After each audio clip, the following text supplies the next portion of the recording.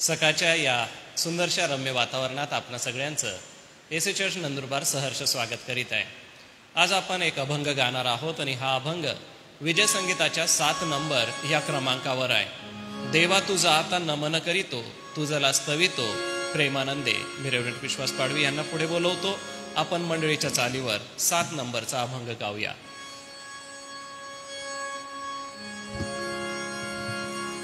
देवा तुझा आता नमन करीतो, देवा तुझा आता नमन करीतो, तुझला स्तवितो प्रेमानंदे, तुझला स्तवितो प्रेमानंदे. कविता भक्तांची कवने अर्पितो स्तवने तुझ्या लागे. भक्ता सुमने भक्तांची कवने अर्पितो स्तवने तुझ्या लागे. देवा तुझा आता नमन करीतो, देवा तुझा आता नमन करीतो, तुझला स्तवितो प्रेमानंदे, तुझला स्तवितो प्रेमानंदे. तव भक्ती प्रीती धरून सुमते, टाकून दुर्मते भजो आता. तव भक्ती प्रीती धरून सुमते, टाकून दुर्मते भजो आता. देवा तुझा आता नमन करीतो, देवा तुझा आता नमन करीतो, तुझला स्तवितो प्रेमानंदे, तुझला स्तवितो प्रेमानंदे. दुरीत मार्गात सोडू नको तात, ने सद्गतीत अगहरा. दुरीत मार्गात सोडू नको तात, ने सद्गतीत अगहरा. देवा तुझा आता नमन करीतो, देवा तुझा आता नमन करीतो, तुझला स्तवितो प्रेमानंदे, तुझला स्तवितो प्रेमानंदे. विनंती करीतो चरण धरितो, विकई मागतो अर्पिया मा. विनंती करीतो चरण धरितो, विकई मागतो अर्पिया मा. देवा तुझा आता नमन करीतो, देवा तुझा आता नमन करीतो, तुझला स्तवितो प्रेमानंदे, तुझला स्तवितो प्रेमानंदे. सशस्त्र शिकीव सुवर्तन वाया, संगत घडाया ख्रिस्ता तुझे. सशस्त्र शिकीव सुवर्तन वाया, संगत घडाया ख्रिस्ता तुझे. देवा तुझा आता नमन करीतो, देवा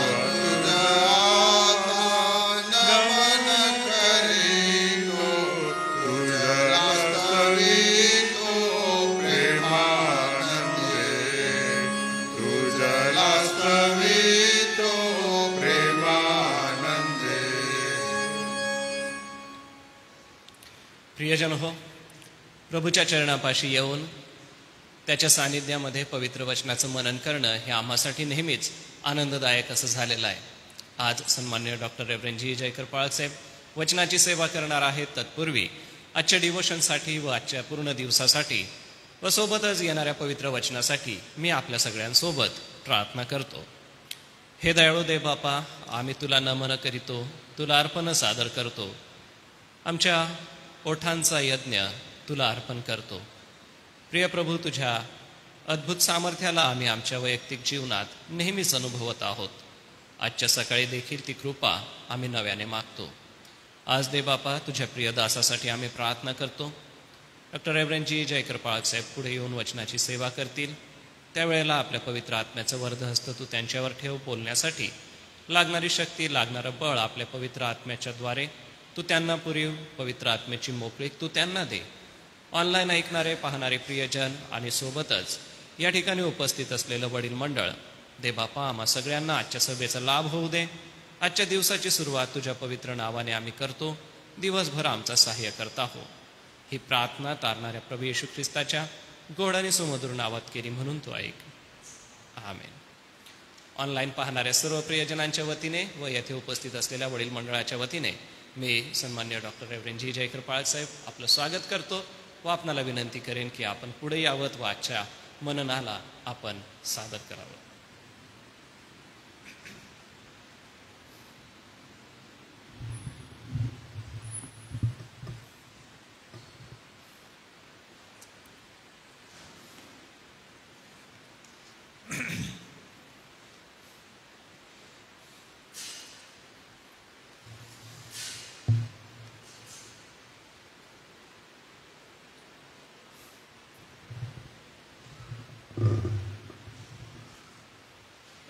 तारणाऱ्या प्रभू येशू ख्रिस्ताच्या नावामध्ये आपणा सर्वांना आपला जिवंत परमेश्वर देव याची कृपा, त्याची शांती व त्याचा अनुग्रह मिळो. आणि आजच्या सकाळचं मनन पवित्र शास्त्र बायबलमधून दुसरा जो भाग आहे नवा करार, यामधील शुभवर्तमानकार लेखक जे आहेत त्यापैकी मार्क हा जो प्रभू येशूचा अनुयायी झाला, हा तरुण असताना ख्रिस्ताचा अनुयायी बनून पुढे प्रमुख शिष्य पेत्र याचा सहकारी बनला. असा काळ आला की त्याला प्रेरणा झाली की हा जो प्रभू येशू ख्रिस्त ज्याला मी पाहिले, ज्याच्याबद्दल मी ऐकलं, तो कोण आहे, त्याने काय केलं, तो कसा आहे, याबद्दल जेव्हा त्याच्या मनामध्ये प्रेरणा निर्माण झाली तेव्हा त्याने त्यावेळच्या प्रारंभिक ख्रिस्ताच्या मार्गाला लागलेल्या यहुदी आणि यहुदीतर लोकांना हा प्रभू येशू ख्रिस्त कळावा म्हणून लेखन करायला सुरुवात केली. पवित्र शास्त्र बायबल हा केवळ अमूल्य, अचूक, अविनाशी देवाचा शब्द आहे. हा आमचा विश्वास जरी आहे तर या जगाच्या इतिहासापैकी जर पवित्र शास्त्र बायबल याची नोंद घेतली तर हे पवित्र शास्त्राचं लिखाण आजपासून 4 ते 5 हजार वर्ष जुनं आहे. जरी ते टप्प्याटप्प्याने लिहिण्यात आलं, 40 पेक्षा जास्त लेखकांनी ते लिहिलं. ज्या 5 प्रमुख साम्राज्यांचा आणि संस्कृतींचा उदय झाला, मेसोपोटेमियाची, सुमेरियन संस्कृती, बाबेलोनची संस्कृती, असिरियन साम्राज्याची संस्कृती आली, मिसरची संस्कृती आली, परत नवीन बाबेलोनची संस्कृती निर्माण झाली. त्याचा शेवट मेदो पर्शियाच्या संस्कृतीमध्ये झाला. त्यानंतर ग्रीकांचा उदय झाला आणि रोमी साम्राज्याची स्थापना होऊन रोमी साम्राज्याच्या काळामध्ये प्रभू येशू ख्रिस्त आले. त्यानंतर त्याच्या काही शिष्यांनी नवीन करारातील 27 पुस्तके लिहिली. परंतु या ग्रंथाला सर्वसाधारण कोणीही वाचू शकतं. सुमारे 1600 भाषांमध्ये याचा अनुवाद सर्वांसाठी उपलब्ध आहे. आपण आपल्या भाषेमध्ये त्याला वाचू शकता, यावर कोणतीही बंधनं नाहीत. एक साहित्य, अप्रतिम साहित्य, इब्री भाषेत, जी जुनी इब्री भाषा, त्यात खालदी किंवा अरामी भाषेमध्ये काही भाग, ग्रीक, कोइने ग्रीक, त्या काळचे अस्तित्वात, त्यात हे लिखाण झालेलं आहे. अधिक समजून घेण्यासाठी आपल्याला निश्चितपणे जुन्या भाषांमध्ये जावं लागते, ही गोष्ट खरी आहे. परंतु संदर्भ ग्रंथ उपलब्ध आहेत, आपण ते समजू शकतो. अप्रतिम लिखाण. काही छपाईच्या उणीवा असू शकतात, काही संशोधनाच्या उणीवा असू शकतात, परंतु जे साहित्य उपलब्ध आहे ते अप्रतिम, अचूक आज आपल्या समोर आहे. त्याला बायबल म्हणतो आम्ही. आणि आम्ही असा विश्वास धरतो, मी असा विश्वास धरतो की जर यामागे सर्व विश्वाचा धनी परमेश्वर देव याची सदिच्छा, याची प्रेरणा, त्याची कल्याणमय योजना मानवासाठी सर्व काळातल्या, भूतकाळातल्या, वर्तमानाच्या व भविष्य काळातल्या, जोपर्यंत मनुष्य अस्तित्वात असेल तोपर्यंत त्याची आत्मिक, त्याची मानसिक, वैचारिक, भावनिक गरज भागवण्यासाठी काही लेख त्याने सांभाळून ठेवले. त्यापैकी बायबल हा एक ग्रंथ आहे. आणि नवीन करार हा एक भाग आणि जुना करार, येशू ख्रिस्तांच्या अगोदर नंतर, असे 2 हे खंड झालेले आहेत.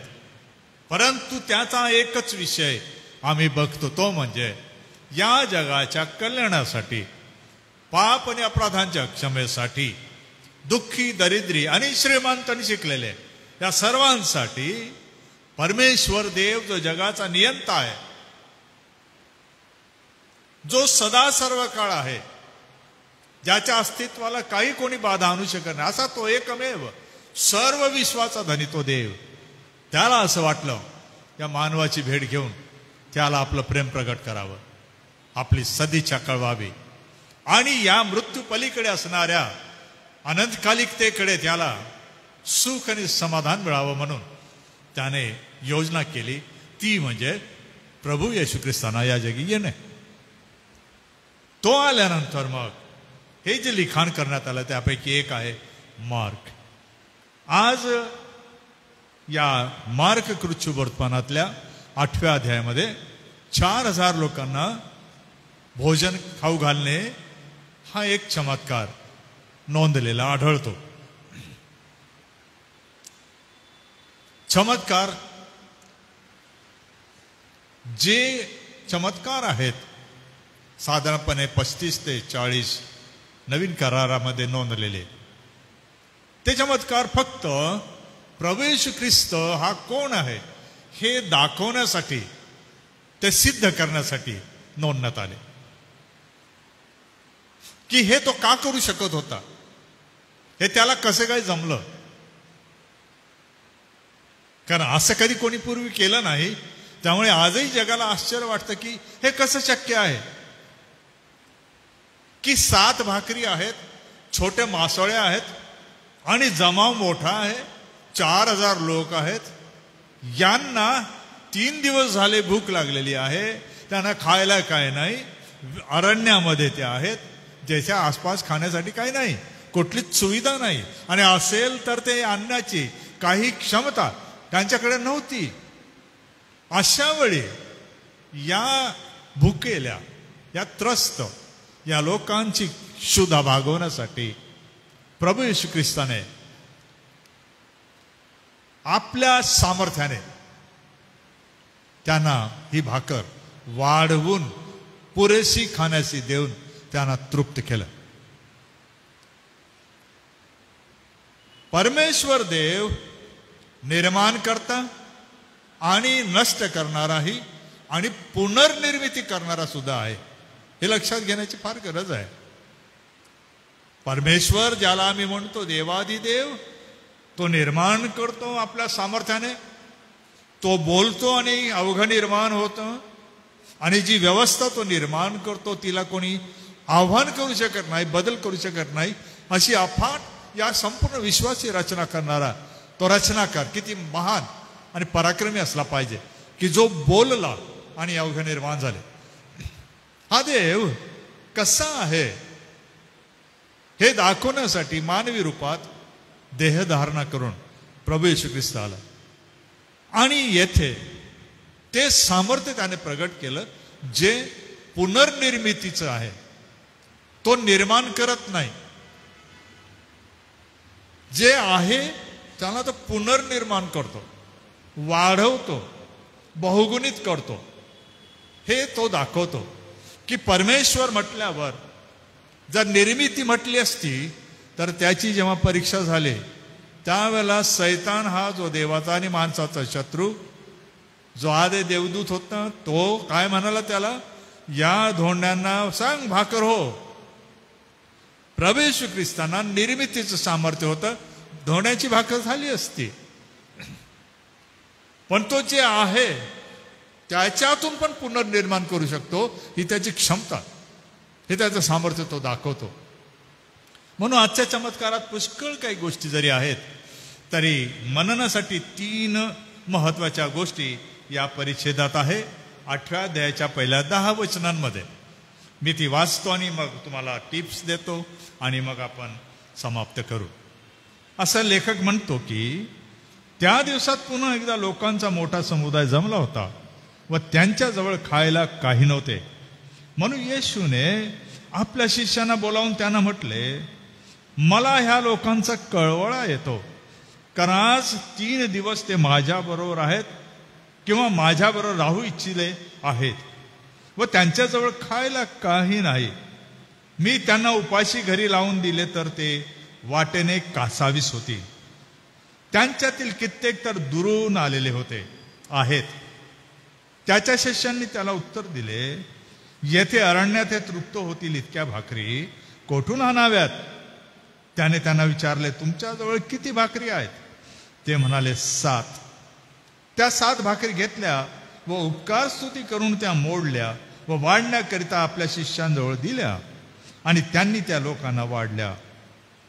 त्यांच्याजवळ थोडे लहान मासे होते. त्यावर त्याने आशीर्वाद देऊन तेही वाढण्यास सांगितले. ते जेवून तृप्त झाले व उरलेल्या तुकड्यांच्या 7 पाट्या त्यांनी भरून घेतल्या. तेथे सुमारे 4000 लोक होते आणि मग त्याने त्यांना निरोप दिला. नंतर लगेच तो आपल्या शिष्यांसह मत्स्यव्यात बसून दलमनुथा प्रांतात आला. या अगोदर 5000 लोकांना जेवू घातलं. ती घटना गालिल समुद्र जो आहे इस्रायल देशामध्ये आजच्याही, तो उत्तर दक्षिण बघितलं तर उत्तरेला बेतसैदा आहे समुद्राच्या सिरियाच्या सरहदीवर आणि तेथे 5000 लोकांना जेवू घालण्याची घटना घडली. तेथून आता सुमारे खाली 50-60 किलोमीटर किंवा 70 किलोमीटरवर गदरेने किंवा गदरेकरांचा प्रदेश आहे किंवा जर पूर्वेला पाहिलं समुद्राच्या तर दकापोलिस किंवा 10 प्रांतांचा प्रदेश. तेथे येशू ख्रिस्त उत्तरेकडून खाली दक्षिणेला आलेला आहे. पहिली गोष्ट आपण बघतो की लोक इतका प्रवास करून सुद्धा 3 दिवस त्याच्याबरोबर आले, राहिले, बसले. त्यांनी ऐकलं, त्यांनी समजून घेतलं, परंतु भूक त्यांनी सांभाळली. ते भुकेले राहिले. हे फार महत्वाचं आहे. प्रभू येशू ख्रिस्ताला समजून घेताना हे लोक न खाता न काही करता. पाणी होतं जवळ, समुद्र गोड पाण्याचा आहे, पाणी प्याले, परंतु असं दिसतं ते भुकेले होते. आणि भूक भागवण्यासाठी काही नसताना अशी स्थिती निर्माण झाली. तेथे शब्द प्रयोग आलेला आहे, ते कासावीस होतील. काही वेळेमध्ये जर भूक भागवण्यासाठी अन्न खाल्लं गेलं नाही तर मनुष्याचा जीव कासावीस होतो. त्याच्या आतड्यांना पीळ पडू लागतो, वेदना होऊ लागतात. हे फार महत्वाचं आहे. आणि ती गोष्ट त्याच्या लक्षात होती. परंतु लोक इतके उत्साही होते की ते आपले भूक विसरून गेले. पण येशू काय म्हणतोय, येशू काय शिकवतोय, येशू काय सांगतोय, हे ते ऐकत राहिले. प्रचंड मोठा शिक्षणाचा भाग येथे आहे, जो लेखक देत नाही की काय झालं नेमकं. पण 3 दिवस ते घडलं. प्रवास आहे, ऐकणं, येणं, जाणं, बसणं, उठणं, झोपणं, तेथे घडलं. दुसरी महत्वाची गोष्ट आपल्याला असं दिसते की येशू ख्रिस्त हे जे करतोय त्याला एक कळवळ आल्यामुळे करतोय, चमत्कार दाखवण्यासाठी नाही. हे फार महत्वाचं आहे. आजकाल कमी प्रशिक्षित किंवा न प्रशिक्षित असलेले, ज्यांना पवित्र शास्त्र, ईश्वर सिद्धांत काही माहीत नाही, पवित्र शास्त्र बायबलचं कधी नीट अध्ययन कधी केलेलं नाही, उचल्या ज्ञानावर जगणारे लोक आणि प्रचारक ख्रिस्ती मंडळांना फार मोठा धोका निर्माण करतात. का? त्यांना हा येशू ख्रिस्त समजतच नाही की हा काय करतो, कशाला करतो, हा कोण आहे. येशू ख्रिस्त या लोकांना चमत्कार दाखवण्यासाठी गोळा करून घेऊन आलेला नव्हता. लक्षात आलं? तो त्यांना शिकवत असताना त्यांच्याबरोबर तो राहिला आणि मग असं वाटलं त्याला, अरे 3 दिवसानंतर आता काहीतरी केलं पाहिजे. शिष्यांना सुद्धा त्याने सांगितलं, तजवीज केली आणि ते करण्याचं त्याचं कारण म्हणजे कळवळा. कळ आणि वळ हे 2 मूळ शब्द आहेत. आणि मूळ जो ग्रीक शब्द वापरण्यात आलेला आहे त्याचा अर्थ तुमच्या आतल्या पोटातील आतड्या, जेथे मोठ्या आतडे म्हणतो की बॉल्स म्हणतो, ती पिवळ पडणे, तुटू लागणे, असं वाटणे. जशी भुकेमुळे लोकांना जाणीव होत होती भुकेची, त्यांच्याही पोटातल्या आतड्यांना पीळ पडत होता, कारण अन्न नव्हतं. तर प्रभू येशू ख्रिस्ताला सुद्धा तसाच कळवळा येत होता की एवढे लोक आहेत आणि या लोकांना काहीतरी आता करून वाट लावली पाहिजे, त्यांना पाठवून दिलं पाहिजे. कळवळ्यामुळे तो हे करतो. सामर्थ्य प्रगट करण्यासाठी नाही, चमत्कार दाखवण्यासाठी नाही, परंतु त्यामध्ये तो हे सिद्ध करतो की मनुष्य जातीची त्याला पर्वा आहे, चिंता आहे, म्हणून ते करतो. आणि हे त्याने नेहमी केलं नाही. फक्त 2 वेळेला लोकांना त्याने अन्न खाऊ घातलं. तिसरी प्रास्ताविक ही जी गोष्ट आहे यामध्ये असं आहे की जर तुम्ही पुढे वाचाल याच अध्यायामध्ये, 8व्या अध्यायामध्ये, तर शिष्य कुरकुर करतात. वचन 14 मध्ये जर तुम्ही वाचाल तर ते भाकरी घेण्यात विसरले होते. आता ते प्रवास करणार म्हणून भाकरी घेण्यास विसरले. आणि येशू त्यांना म्हणतो की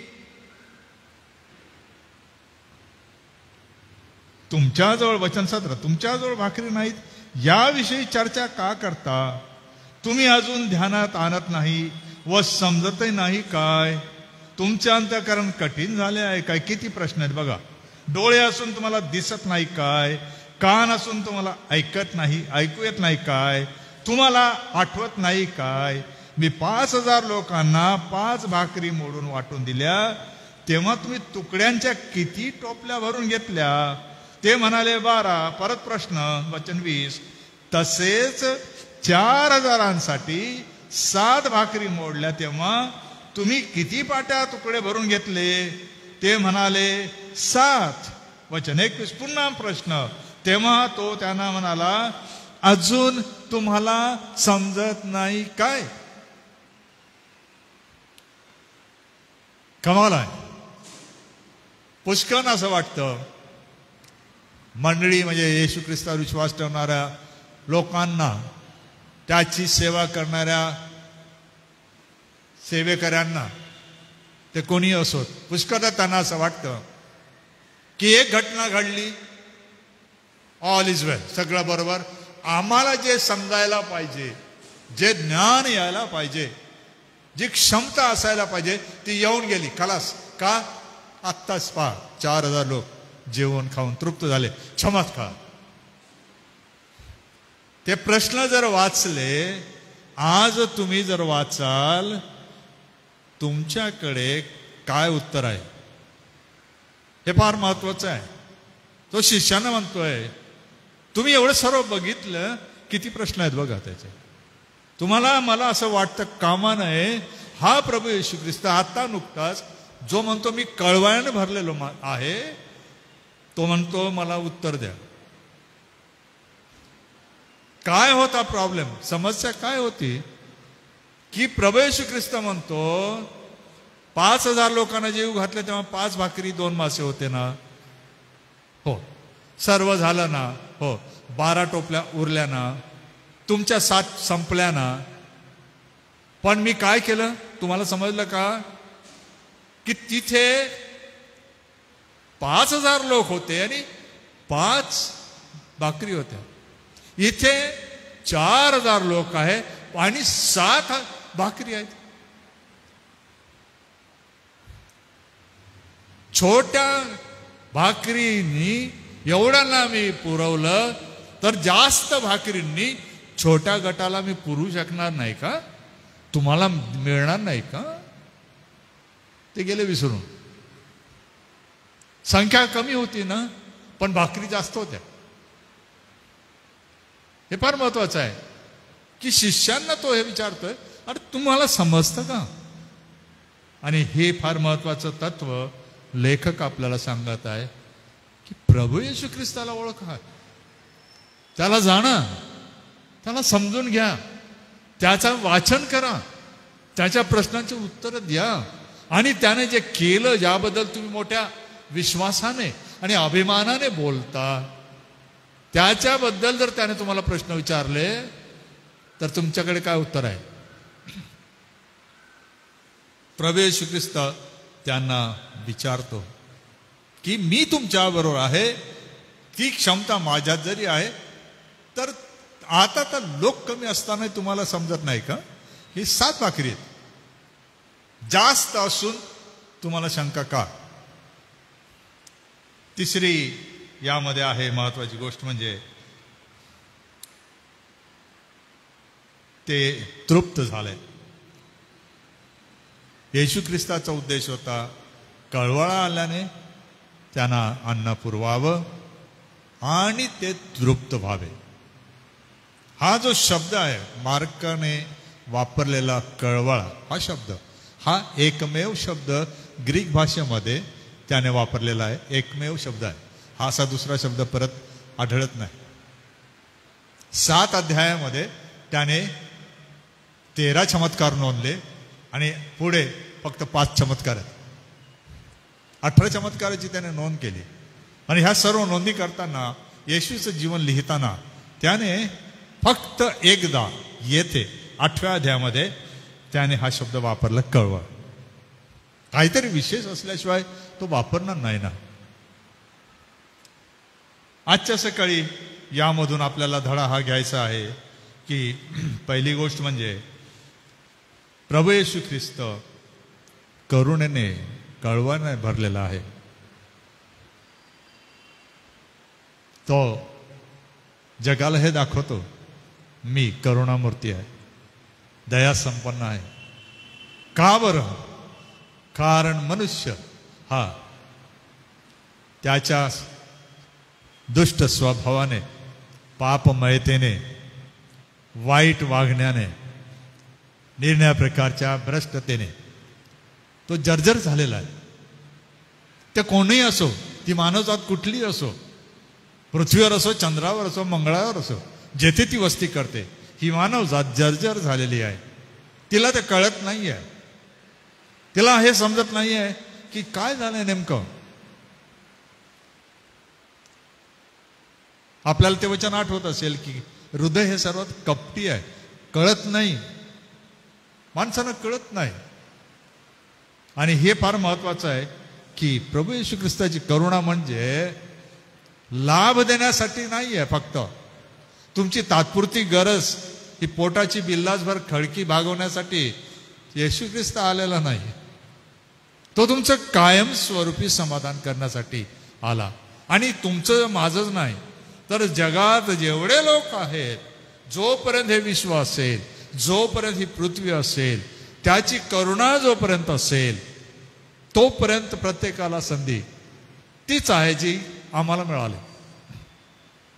हा करुणेचा संपन्न असलेला हा प्रभू येशू ख्रिस्त आहे. पण पुढे तो तसा नसणार हे पण समजलं पाहिजे. त्याने म्हटले,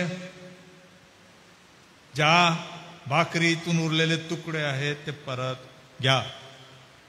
ज्याने दिलं त्यानेच सांगितलं परत घ्या. हिशोबी आहे प्रभू येशू ख्रिस्त. जे करतो त्याचा हिशोब सुद्धा तो ठेवतो. आश्चर्य आहे की या करुणेबद्दल बोलताना पुढे जर आपण शिष्यांचं जीवन पाहिली तर फारच विलक्षण ते बोलतात. असं कधीच होत नाही की ते त्याच्याबद्दल उल्लेख करत नाही. नेहमी ते म्हणतात देवाची दया, करुणा, कळवळा, प्रीती. हे कशाला? दुसऱ्या बाजूला ते म्हणतात आज जो म्हटलेला दिवस आहे, जोपर्यंत आहे आपण तोपर्यंत, त्यानंतर आपल्याला माहित नाही. हा प्रभू येशू ख्रिस्त जो आज वाचवतो, पुरवतो, भरवतो किंवा करुणा प्रकट करतो, तो उद्या कोण असेल. आणि त्याबद्दल पवित्र शास्त्राचं शिक्षण आहे आणि बहुतेक सर्व धर्मांमध्ये अंतिम न्यायाबद्दल सांगितलेलं आहे. तो होणार आहे. तर ते काही नवीन गोष्ट नाही, परंतु मनुष्याला सावध करण्यासाठी प्रभू येशू ख्रिस्त आला की माझी करुणा, त्याचा अनुभव घेऊन बघा, चव घेऊन बघा. पण चमत्कार झाला म्हणून नाही, मी तसा आहे. मी हे केलं तुमच्यासाठी, ही सेवा मी केली कारण मी करुणेनं भरलेलो. आणि त्याने दोनचदा केलं, हे महत्वाचं आहे. नेहमी केलं नाही. आज आपल्याला शिक्षण हे आहे, आपण या प्रभू येशू ख्रिस्ताच्या करुणाला अनुभवलं का? आणि दुसरी गोष्ट, त्याबद्दल बोलतो का? त्याबद्दल इतरांना जीवनाने दाखवतो का? की भले ते त्यांना समजत नसेल, भले ते विरोध करतील किंवा भले ते असमंजसपणाने वागतील, सर्वच तसं करत नाहीत, पण काही वेळेला ते घडतं, तर त्याला आपल्याला आत्मपरीक्षण करण्याची गरज आहे. हे का झालं? असं का घडलं?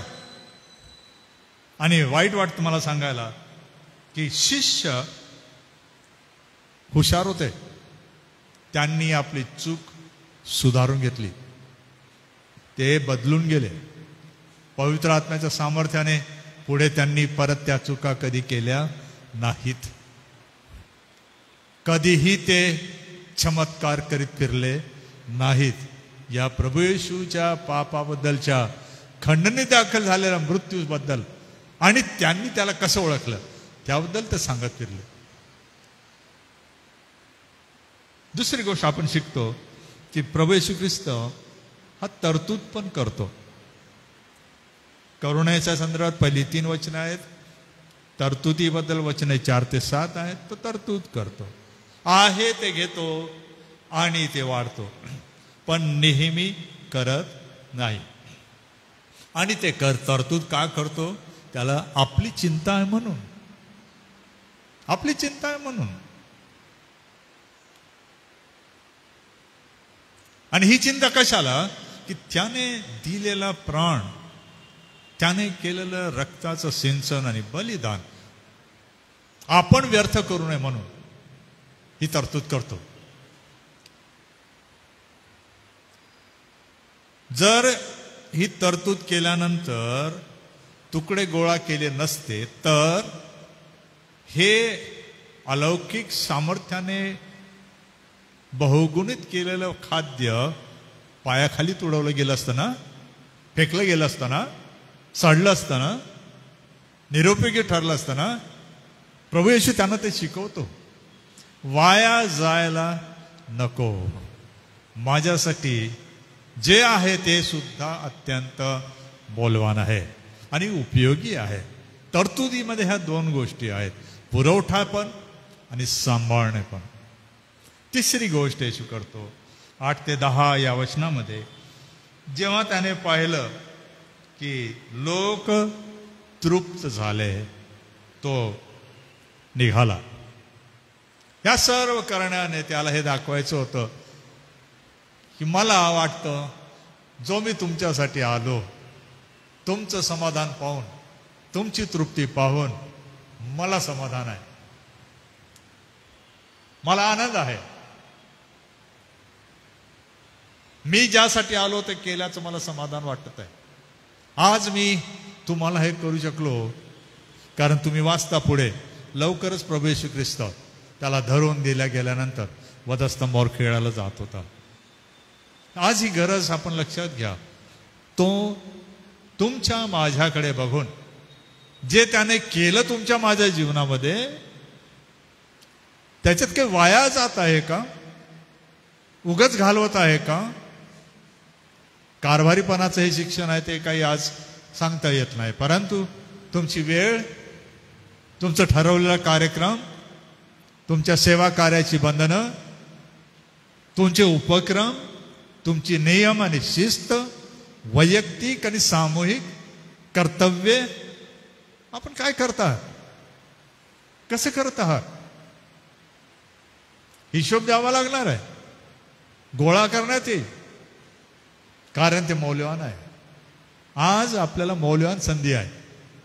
आपण तिचा उपयोग असा करावा, तेव्हा प्रभू येशू ख्रिस्त म्हणेल भल्या व विश्वासू दासा. ते शब्द तुमच्या माझ्या कानी पडले पाहिजे. लोक गेले आणि तो आपल्या शिष्यांसंगती मग परत निघाला बेतसैदा.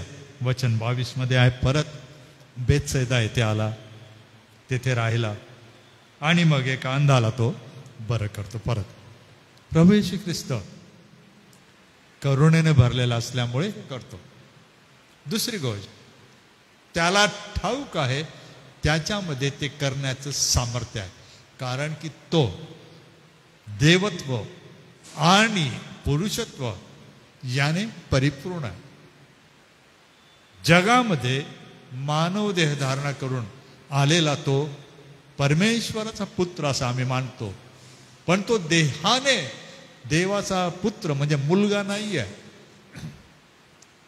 तो देहधारणेने आहे, म्हणजे माणसासारखा बनला आणि ते त्याला शक्य आहे कारण तो देव आहे असा आम्ही विश्वास ठेवतो, मी विश्वास ठेवतो. पण कसं झालं हे बुद्धीपलीकडे आहे. मी सांगू शकणार नाही, मला समजू शकणार नाही, कारण ही बुद्धी पण माझी मर्यादित आहे. ही पापाने, हिला भ्रष्टता आहे. कोणताही मनुष्य जगात जर बायबलचं शिक्षण घेतलं, किती बुद्धिमान असला तरी त्याची मर्यादा त्याला माहीत असायला पाहिजे. हा प्रभू येशू ख्रिस्त तरतूद करतो हे समजून घ्या. पण याचा अर्थ असा नाही की मग आपण गाफील राहायचं. काय आहे ते गोळा करा ना, द्या प्रभू येशूकडे आणा. तिसरं म्हणजे हे सर्व करताना आपण हा प्रश्न विचारायला पाहिजे, देव माझ्यावर प्रसन्न झाला का? प्रभू येशूने देवबापाला सांगितलं का, बघ देवबापा, ज्या माणसाने, ज्या स्त्रीने माझ्यावर विश्वास ठेवला त्यांनी बघ कसं काम केलं, ते बघ कसं जीवन जगतायत. बापा तुझ्यामुळे हे शक्य झालं, कारण मी जाऊ शकलो. आणि तुझ्यावर ते आता विश्वास ठेवतात आणि ते मानतात की मला तू पाठवलं. देवबापा जे मी केलं त्याच्याने तुला समाधान आहे ना? प्रभू येशू ख्रिस्त अशी कोणतीही गोष्ट करत नव्हता की जेणेकरून देवाला दुःख वाटेल, वाईट वाटेल, त्याचं समाधान होणार नाही. फार मोठं शिक्षण आहे.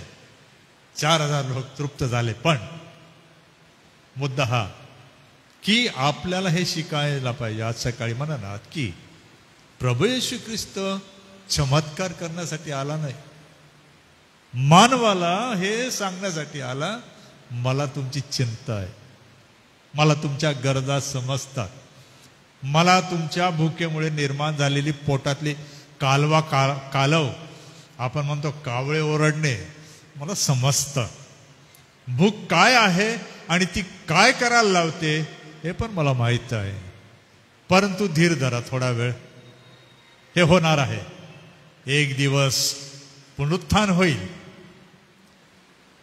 त्यानंतर हे चित्र बदलेल. आणि जे माझ्यावर विश्वास ठेवतात, माझं अनुयायित्वाचा जीव घेतात, ते त्यापुढे कधी शोधित राहणार नाही, त्यांना कधी तहान लागणार नाही. असा तो दिवस येईल. हे मनोरंजक काल्पनिक चित्र जरी असेल असं वाटतं, तरी पवित्र शास्त्र आपल्याला सांगते की आपल्या धर्मविश्वासाप्रमाणे ते घडणार आहे. इतर धर्मीय बांधव सुद्धा विश्वास ठेवतात, जेव्हा न्याय झाल्यानंतर मनुष्य मरणापलीकडच्या जीवनात जाईल, त्याला काय सुख लाभेल. आहे, सगळीकडे आहे. नरक काय आहे, यातना काय आहे, हे पण ते सांगतात.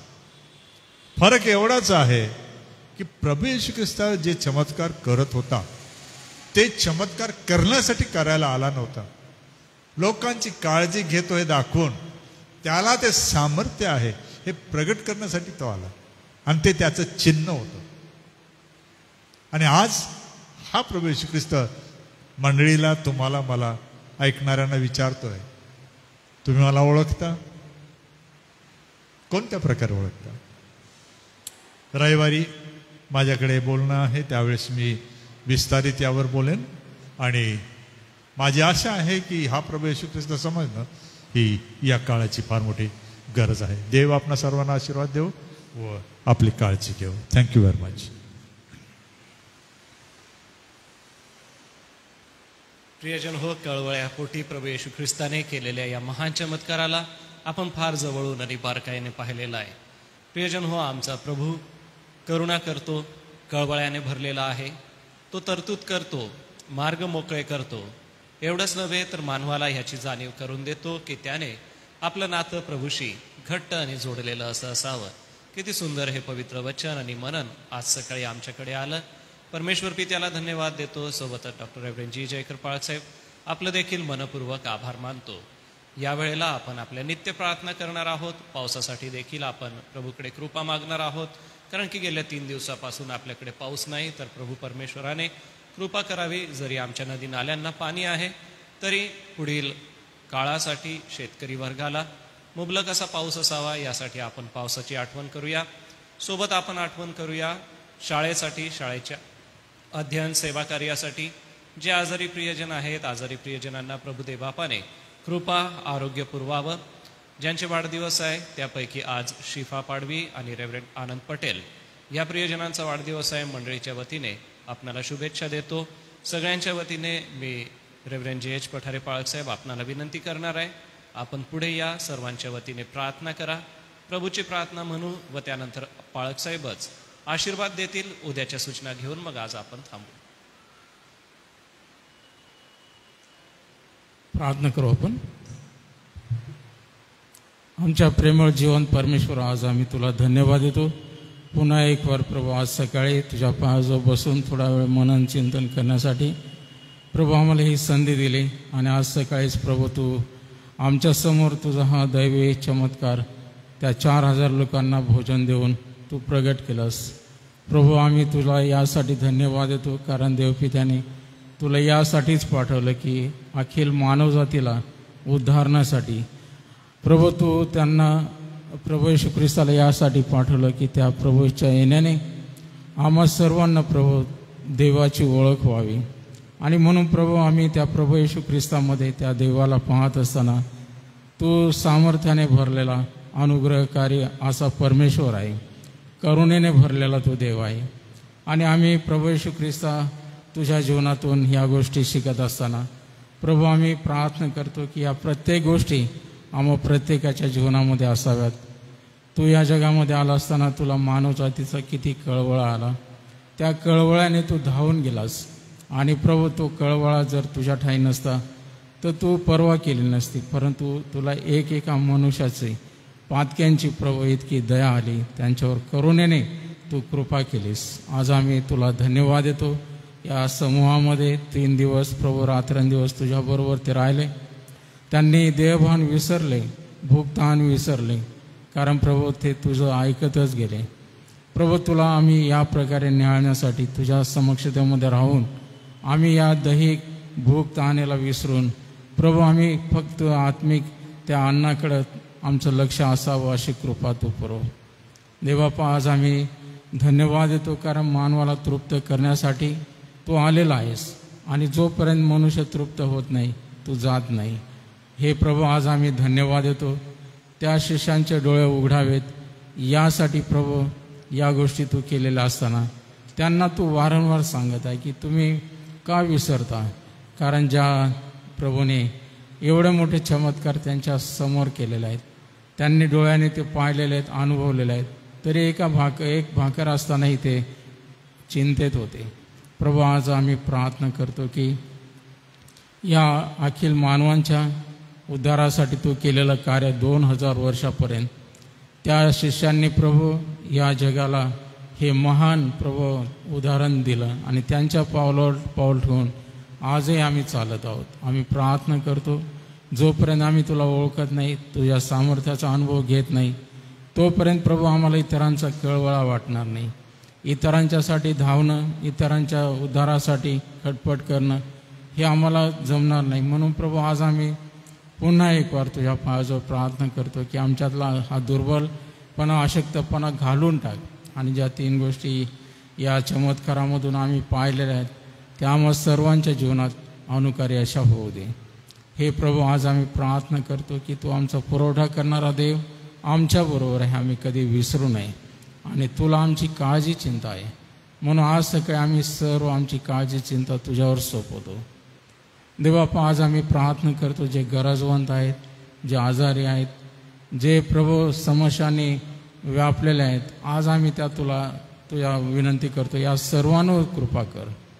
प्रभू जे ऑनलाईन जोडले गेलेले आहेत, जे आम्ही एकत्र आलेलो आहोत, आम्ही प्रत्येकजण अशक्त आणि दुर्बल असे मानव आहोत हे तुला ठाऊक आहेत आणि म्हणून आमचा विश्वास वाढवण्यासाठी या चमत्कारांच्याद्वारे आम्हाला नव्याने तू आशीर्वादित करत आहे. तुझा आभार मानतो.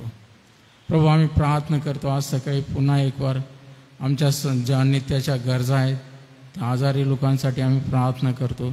जे वयोवृद्ध लोक आहेत त्यांची आम्ही आठवण करतो. आमची बहीण सुशाखा आणि रेव्हरंड DM पाटील, रहिताबाई, हैदीबाई, त्याचप्रमाणे प्रभू मालतीबाई, इतर जे आजारी लोक आहेत त्या सर्वांना कृपा कर, दया कर. आम्ही खास आमचे बंधू दिनाकरण यांची आठवण करतो. त्यांच्या मिसेससाठी आमची सिस्टर जेनी, तिला आरोग्याची गरज आहे, तू त्यांच्यावर दया कर आणि त्या तुझ्या दासाची चिंता काळजी दूर कर आणि त्या बहिणीला लवकर आरोग्य दे. आज आम्ही प्रार्थना करतो की प्रभू पावसासाठी देखील आम्ही नित्याने प्रार्थना करत राहाव्या, आग्रहाने तुझ्याकडे मागत राहावं ही तुझी इच्छा आहे. आम्ही पाहतो की सर्व जगात प्रभू चांगला पाऊस पडत आहे. आमच्याही या संपूर्ण जिल्ह्यात, देशात आणि प्रभू आमच्या महाराष्ट्रात सतत पर्जन्य होत आहे, त्याबद्दल आम्ही धन्यवाद देतो. तरी पण आमच्या या परिसरामध्ये पाहिजे तसा पाऊस नाही, म्हणून तू आम्हाला वेळेवर चांगला पाऊस दे. देवापा आज आम्ही आमच्या शाळा, हॉस्टेल्स आणि आमचे जे सेवा कार्य आहे तेच तुझ्या समोर ठेवतो. आमच्या मंडळ्या आणि सेवक वर्ग सर्वांना आम्ही तुझ्या हातात सोपवतो. या दिवसामध्ये या सेवा कार्याच्याद्वारे तू आपल्या नामाचं गौरव करून घे आणि प्रभू आम्ही प्रार्थना करतो यासाठी लागणारी सर्व मदत तुझ्या दैवी भांडारातून पुरव. देवापा आम्ही प्रार्थना करतो, जे हे कामकाज हाताळण्यासाठी ठेवलेले अधिकारी, आम्ही खास आमचे एक्झिक्युटिव्ह डायरेक्टर त्यांची आठवण करतो. त्यांना सुबुद्धी, शहाणपण ज्ञान दे आणि सर्व कमिटी ट्रस्टीज त्यांनाही प्रभू तुझी कृपा दे आणि एका दिलाने, एका विश्वासाने हे सेवा कार्य पुढे नेण्यासाठी सर्वांचा हातभार लागू दे. आम्ही पुन्हा एक वार प्रार्थना करतो की आम्ही नित्यनेमाने तुझ्या पायाजवळ येत असताना तू आमच्याशी प्रतिदिनी बोलत आहे. तुला धन्यवाद असो. आज सकाळी आम्ही पुन्हा एक वार ऐकलेल्या या वचनाप्रमाणे आमचा विश्वास दृढ कर आणि देवापा तुझा आम्ही गौरव करण्यासाठी आम्हा प्रत्येकाला कृपा दे. तारणाऱ्या प्रभू येशू ख्रिस्ताच्या नावाने मागतो म्हणून तो आई. आमेन.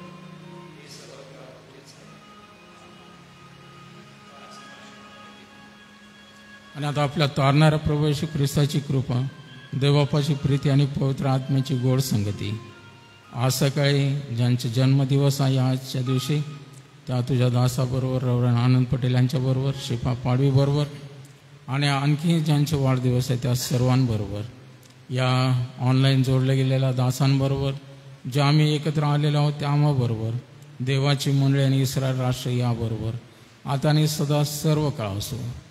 आमेन. ख्रिस्त पवित्र शांती सत्प्रीती शोभा सौंदर्य माझी या जीवनी येशू पवित्र तू शुद्ध मज करी तुझे सौंदर्य दिसो या जीवनी. आमेन. उद्यासाठी सूचना आहे. उद्या देखील सकाळी 10 वाजता ऑनलाईन आपलं मनन असेल. उद्याचं मनन रेव्हरंड विश्वास पाडवी यांच्याकडे असणार आहे. सर्वांना सलाम.